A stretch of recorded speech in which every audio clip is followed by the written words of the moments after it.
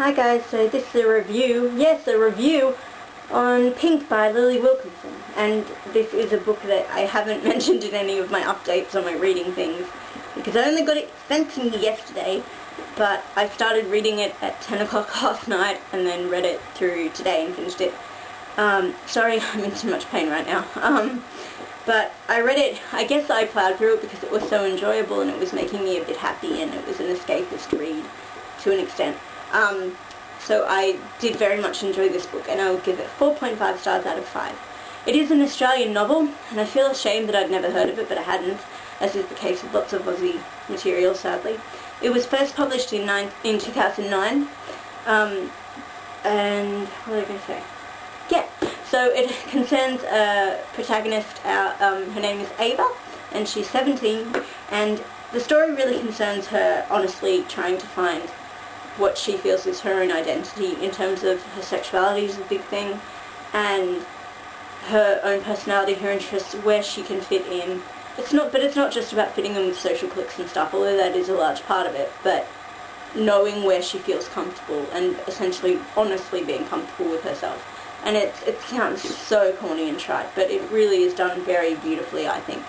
And I don't say that readily, as you know. Ava, at the beginning of the novel, leaves her school, her public high school, and her girlfriend Chloe, who attends the high school with her, she leaves them to start life at a private school that is based around academic achievement, so it's for very intelligent people, and she had to take some tests to get in and stuff. She's a very smart girl. Her girlfriend Chloe is very intelligent too, but in quite a different way. Chloe's incredibly sophisticated and sensual and sort of elitist with her intelligence because she likes to diss the public education system. She likes to whine about corporate systems and commercialism, and she waxes lyrical about philosophers and different second-hand tattered books she's reading. She smokes cigarettes all the time, takes a coffee black, that kind of thing. And all her pseudo-intellectual lesbian friends are the other people that she and Ava will hang out with, and Ava doesn't really feel comfortable with them. She doesn't really have any other friends at her school, and then at home she has incredibly intellectual hippie parents who teach at the uni and she calls them by their first names, and they love to, when they threw her a coming out party when she told them that she was a lesbian.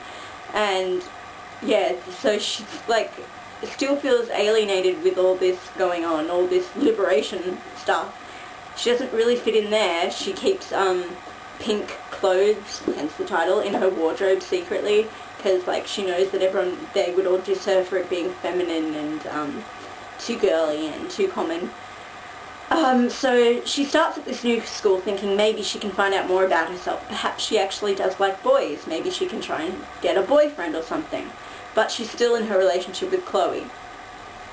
And yeah, so she begins at this new school and she meets some of the popular people. What is refreshing, though, I will say, is even the popular people, who of course have their really bitchy, snide, catty moments and stuff, are still intelligent, which is a nice change. So you don't have your typical ditzy idiots wandering about. And while and all the popular people called the pastels, because they're muted and very beautiful to look at, they all want to go for the school musical, and Ava tries out, but she's not a good singer at all, so she doesn't get in. So she feels excluded there, even though they do try to accept her, and they are friendly to her, even though it's that showy,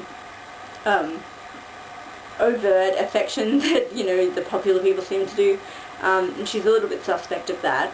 And then there's the Screws, who are the stage crew, and they're all the misfits of the school. They all wear black. They're extra nerdy, and they have tons of little in-jokes she doesn't get. And she grows to really like them too, because she goes to work on the stage crew stuff. She grows to like them as well, but neither of the groups get along. So she's straddling the line between the two of them and where she wants to be. Maybe she has interest in this pastel popular guy named Ethan. And maybe there's a friendship thing going on with one of the Screws named Sam. and she's just trying to make friends there. She's also still struggling to maintain a relationship with Chloe, and that's become really distant and strained. She's keeping secrets from everybody. She's trying to sort stuff out. She's making mistakes, all that kind of thing. But it was done in a really honest, sincere fashion, and the journey just seemed very truthful to me. And what I loved was that there weren't easy answers offered, and even when it seemed like things were going down a really stereotypical, predictable route, there would be a turn somewhere, or there would be something, there would be an element of truth there that would bring it back, and you could really appreciate that, and especially the conclusion. I loved how that was handled in the end. Honestly, like, you think that you're going to get everything tied neatly, and you don't, which is great. And the characters all felt really believable. I really liked Ava as a protagonist. All the supporting characters were cool. The screws especially, they weren't perfect. I mean, they weren't like, you know, it wasn't like made to seem like these are the good people and you must be with them. It's clear that they are the good, decent, lovely, nice people who are just, you know, not as pretty, not as shiny outside. It didn't carry that kind of trite moral lesson or anything, but you could still really appreciate how much fun they were. There's tons of Nerd Fighter references and things in there. There's Battlestar Galactica stuff. Someone says frack, which was awesome. Yeah, and there's some theatre stuff in there too. Tons of just random literary references, which are lots of fun. Yeah, I really enjoyed it. It was such a lovely journey to go on, and yeah, I highly recommend it if you can find it.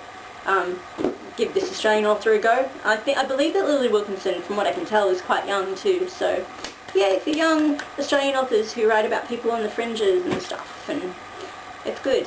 And I wish that I had read this book when I was in high school. I think it would have helped me out a lot. A lot of Ava's struggles were very much my own in high school, and it would have been nice to have this there. But I'm happy to have read it all the same. I hope you guys can find it and read it too. So 4.5 stars for Pink by Lili Wilkinson.